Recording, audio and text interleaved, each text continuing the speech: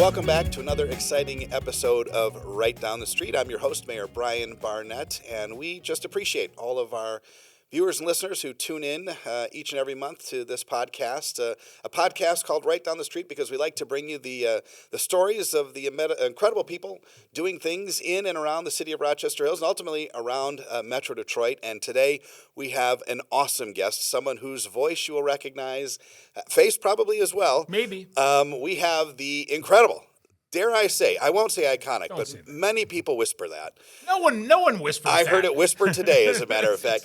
We have Jay Towers, of course, the voice of Christmas, 100.3 WNIC, Fox 2, Rochester Hills resident, Yes. and all things Metro Detroit. Jay, welcome to the program. It's a pleasure. Listen, I've known you for many years. I've seen you at many events. I'm usually here on the last day you can pay your tax bill and rush it in, which is, I just got in the mail today. I swear to I opened it up and then drove here. Well, that's better than the first day after it's late. So That's we're right. glad that you do that. And we appreciate significantly that. hire, might I add, than last winter. Debatable. Anyway. Okay. We'll see. That means Yeah, you're doing a great job protecting It's your a great property city. values. Yeah, right. Well, you listen. You are you're everywhere. I think I'm busy, but you have a wild schedule. You have a ton of engagements, both those sort of on the record, and then sort of everywhere you go, you're recognized. You're kind of an ambassador for both those organizations. What is a typical day like for you, especially around the holidays? I'm up at 2 every day. Get up, get ready. I like to be in the car by 3. I get to Fox 2 by 3:30. What's traffic like at 3? It's great. 75 is fantastic. I mean, the 75 project is like, the 20 years long, so I'm dealing with that. I will tell you that when I bought my house in Rochester Hills, it's a true story, I circled exit and entrance ramps to 75. Smart. Because I didn't want to drive like residential streets to get to work. I wanted to get there fast and be close to it. So I circled, the Crooks exit and wanted to be somewhere near there, and found this great house, and I was so happy about it. So I feel like you're saying the reason you picked our city was to see how quick you could get out of it. Yeah, true. And I feel like that's a bad answer. And I love the city of Rochester Hills. No, of course I do. I love it here. And so, yeah, I'm up at 2, get to work by 3:30. We have a little meeting to see what we're doing on television, and then I work on my radio show. Sure. The WNIC show. I've been on WNIC since 2010. I've been on the radio in Detroit since 1999. And we work on the radio show, get that together. They built me a nice studio there. And then at 6 a.m., I anchor the news from 6 to 9. When you see weather and traffic on television, I'm down the hall doing radio. Sure. And kind of do that back and forth. I've been doing it this way since 2015. Yeah, it's crazy. Yeah, both jobs like this. I've been on at Fox 2 since 2005.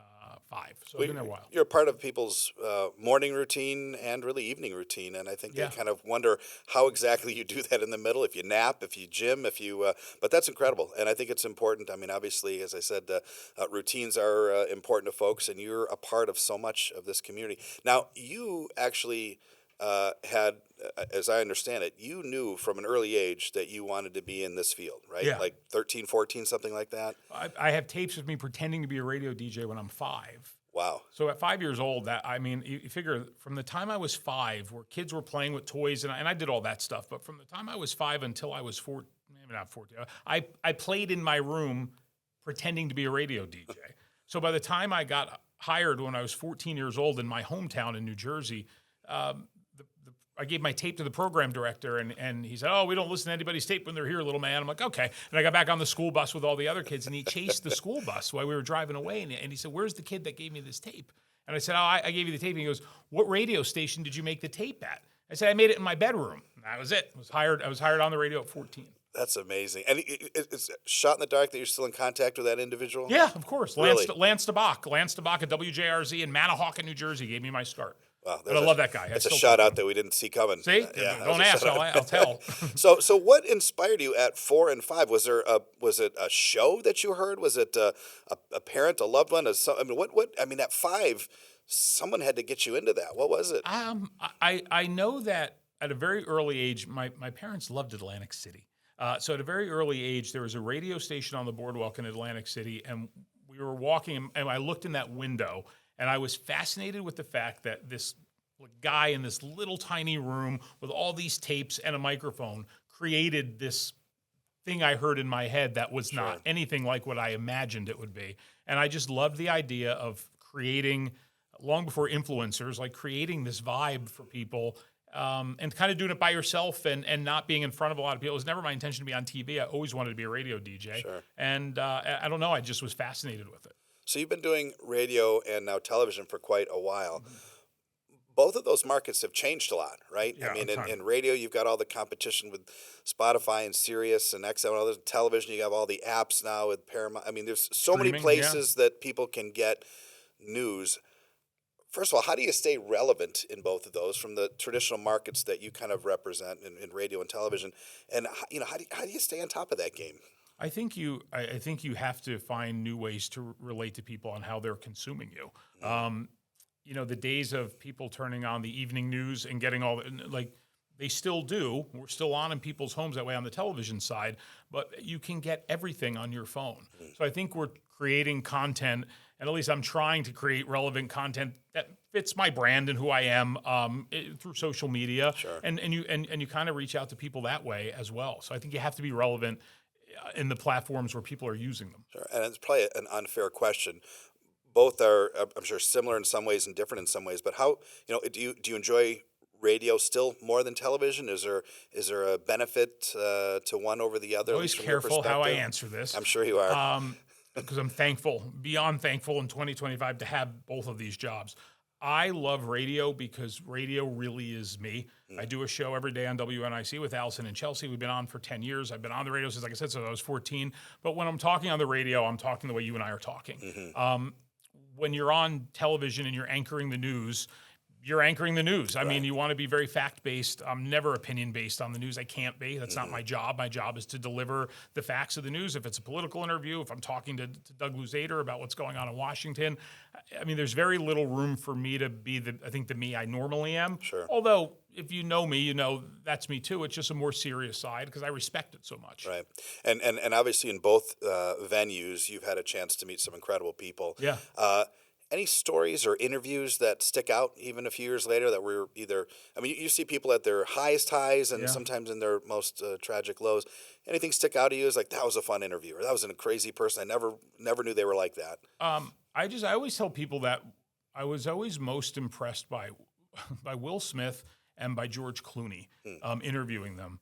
Pretty solid name drops, by the way. True, but listen, I've interviewed thousands of people, but I mean, when I say Will Smith, only because I was a kid and I watched Fresh Prince of Bel-Air and like I listened to Will Smith music. So, and I was from the Jersey Shore and he's Philly. So when I interviewed him in person, he was a great guy. And that meant something to me. And the thing about George Clooney was when I interviewed him, it was you know how these junket interviews, you line up with other reporters and TV people. You're waiting outside of a hotel room. Yeah. They have all these lights kind of like this set up. And for months of doing this, they're all sitting there with makeup people and you get in your chair and you're like, hello, I'm Jay, I'm from Detroit. And they go, hello. And then you do this interview. George Clooney got up from his chair, opened the door, had you sit down. Do you need anything? I mean, I was like, who's this guy? Like, what a great guy. It was just, but listen, I tell that story and it only took him like 10 seconds to be nice. Yeah. And you'll remember that forever. Sure. Now, one thing that people sort of know about you, at least about WNIC, is Christmas. Yeah. I mean, it starts, the second that trick-or-treating is over? Well, yeah. I mean, close. It's always after Election Day. It's usually after Election Day, the Thursday or Friday after Election Day. Tell me about that. How does that? What does that mean for you? I mean, is it the same? Are you working just as hard in December as you are in May? I mean, is it a little bit easier because of the music or the way it's structured? Or the radio show is still the same. We're just playing Christmas music. There's definitely a different vibe. And listen, you said it earlier. You can get things everywhere. If you want Christmas music, you can absolutely go to the iHeartRadio app. You can go to these places. You can get music anywhere. It is very much about tradition for people. When kids go to college and they're listening to WNIC on an app, on the iHeartRadio app in Florida, it is because it's what they did as a kid. Right. And it's nostalgia and it's what they remember. So I think Christmas on WNIC is a little more special than just, we play a lot of Christmas music. It has become tradition for people. They get very, it's polarizing. You're too early. Why aren't you waiting until after, Thanksgiving? But for the most part, the audience is really big. I love it. I am a big Christmas music fan, and this is a I'm just thinking about this as I say it, and I'm probably going to regret it. It reminds me of like the Shamrock Shake at McDonald's. I Yeah, don't think about it, and a little too pasty, but all of yeah. a sudden, the Shamrock Shake is. I'm like, wow, St. Patty's Day is here. I forgot how much I love this. It doesn't strike me. I don't usually hear Christmas music. All of a sudden, Christmas music is on your station. It's like, I love this. It's back, and it's like a Shamrock Shake to me. Has anyone ever said that? Are you a McRib man? Not really. God, who doesn't love the McRib? It's It's like every other year. Why can't we get the McRib every year? As the mayor, can't you do that? Listen, it's a top priority for I know. 2026. Get that on the agenda. One of the things I think that's incredible about you, and I know you're passionate about this, speaking of the holidays, is your tradition, many years now, of Jay's Juniors. Oh, yeah. Tell folks a little bit about that. Tell us about why you started it, and then tell us what you do.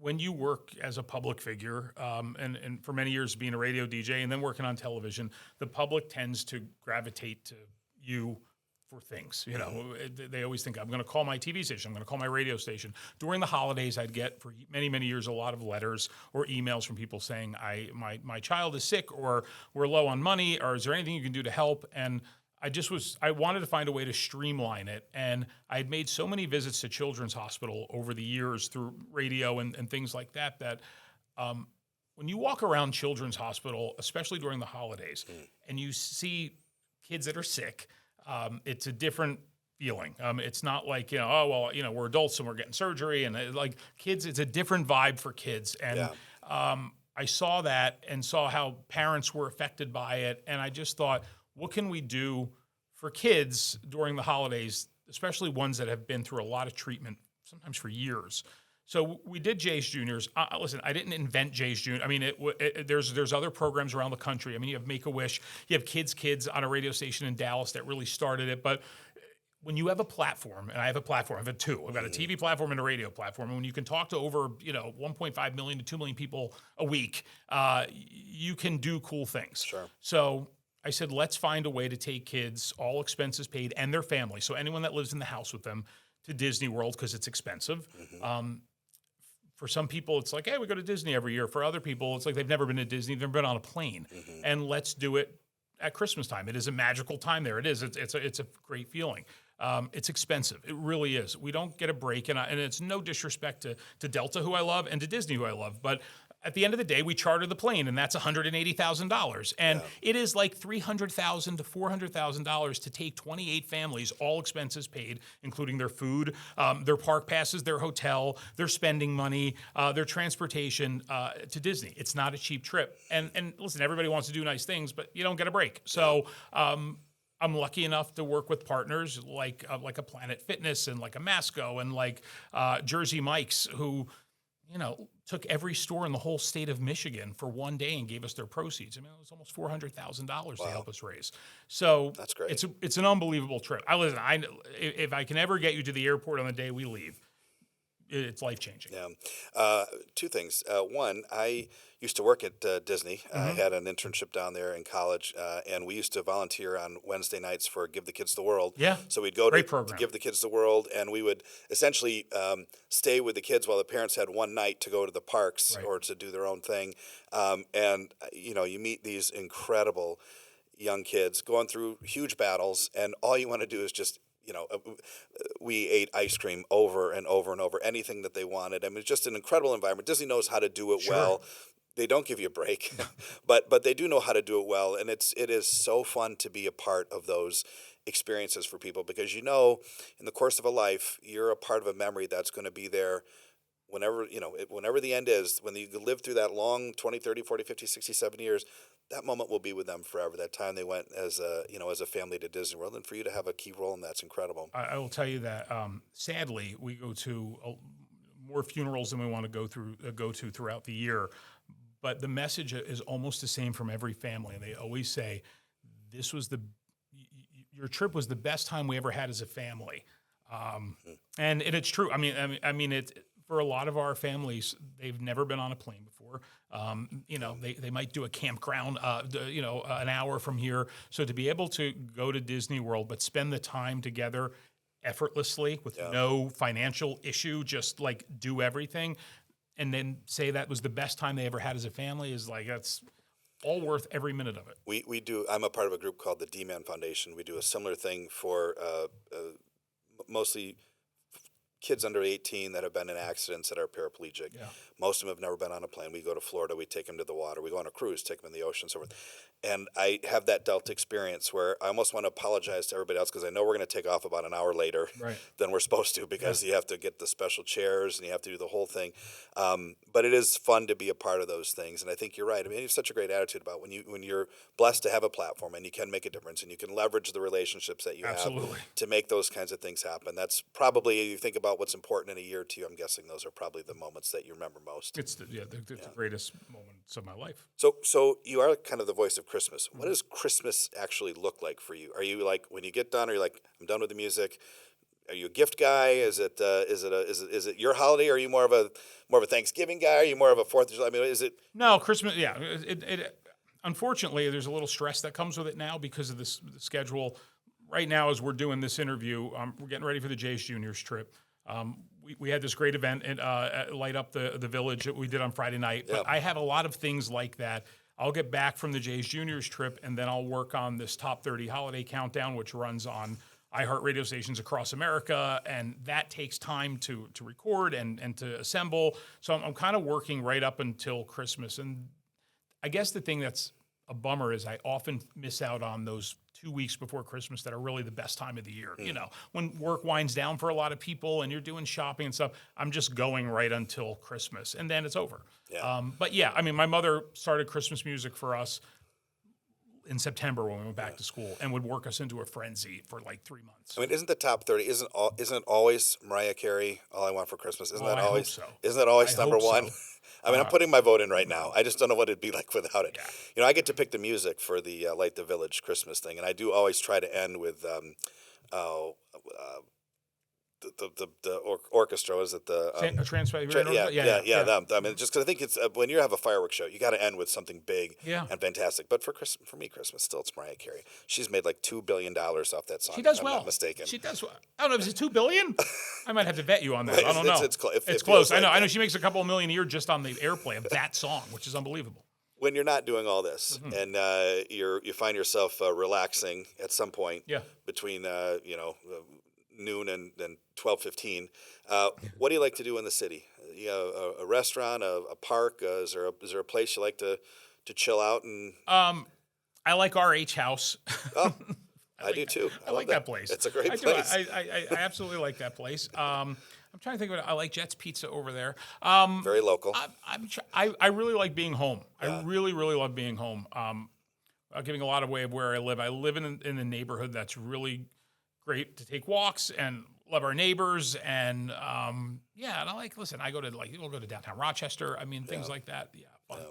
Well, listen, we're honored that you certainly call Rochester Hills home. We certainly appreciate all the great work you do, not just the fun stuff that we hear as we get to be a part of your mornings and your evenings, but the work with Jays Juniors and the fact that you have an eye and a heart for those in our community that have been challenged and certainly can use an arm around them on the holidays. We appreciate that. You. And we always end every podcast with the same question. This is over already? Well, if we can get Jersey Mike's to sponsor the second half hour, can we do a 40-minute version?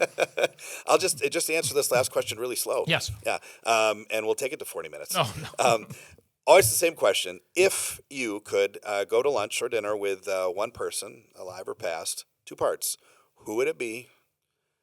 And what Jersey Mike's would you and where would you take them? Oh boy.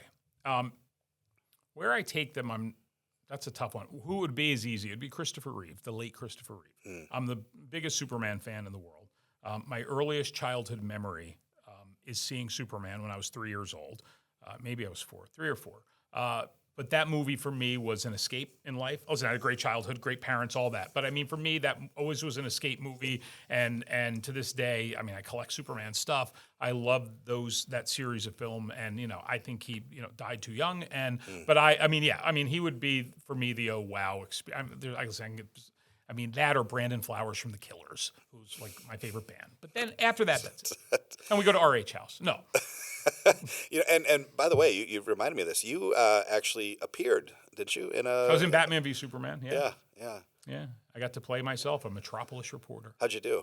I think I did all right. I tried to, they wrote lines. It's a movie, so they give you a script, and I don't know how to. I honestly can't memorize. I cannot memorize. I can look at 3 bullet points and BS you for an hour on the bullet points, but I cannot memorize. So I did everything I could to memorize this script, and then Zack Snyder is like, how would you do it if you were actually reporting on this? I said, well, I would take these, I would write down 3 bullet points, and I would just kind of talk. And he goes, well, do that. I'm like, all right. And that's what I did. Nailed it. Yeah. Well, actually, I mentioned someone that we were doing a podcast together, and it's a friend of mine who is into the Comic-Con. He said, oh, yeah, no, he's the biggest Superman guy out there. So your reputation precedes you, at least in that world as well. So good to know. Those are my nerd friends. Listen, Jay, thank you for being on the show. Appreciate you being a part of this community, and appreciate all of our listeners and viewers. Thanks for tuning in. It's fun to bring these stories. There are so many incredible people doing amazing things in the Rochester Hills area, and we just are privileged to bring you this story. So until our next episode, thanks for tuning in, and we will see you soon. God bless.